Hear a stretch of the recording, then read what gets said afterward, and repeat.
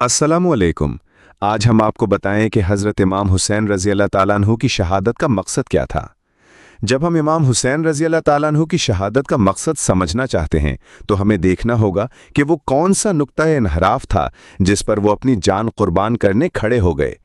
रसूलुल्लाह सल्लल्लाहु अलैहि वसल्लम और खुलफाए राशिदीन रज़ी अल्लाह ताला अन्हु के दौर में इस्लामी रियासत की बुनियाद तक़वा, अदल और अल्लाह की बंदगी पर थी। रियासत का सरबराह खुद सबसे बड़ा मुआखज़ा का जवाबदेह होता। कानून सबके लिए बराबर था, हुक्मरान और अवाम में कोई फ़र्क ना था।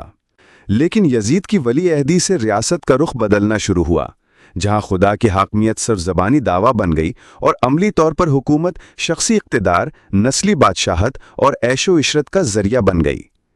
अमर बिल मारूफ व नही अनिल मुनकर मुअत्तल हो गया और रियासत का मकसद अल्लाह का कलमा बुलंद करना नहीं रहा, बल्कि ज़मीन फतह करना, खिराज जमा करना और दरबारी ठाडू बन गया। ऐसे निज़ाम के खिलाफ इमाम हुसैन रज़ी अल्लाह ताला अन्हु खड़े हुए ताकि वो रियासत जो खुदा के नाम पर बनी थी दोबारा उसी के रास्ते पर लौटाई जा सके। यही असल पैगाम है करबला का। ये सिर्फ जुल्म के खिलाफ एहतजाज नहीं था, बल्कि एक पूरी तहरीके इस्लाह का आगाज था जो आज भी जारी है। अगर आपको ये वीडियो पसंद आई हो तो सब्सक्राइब करें और शेयर करें।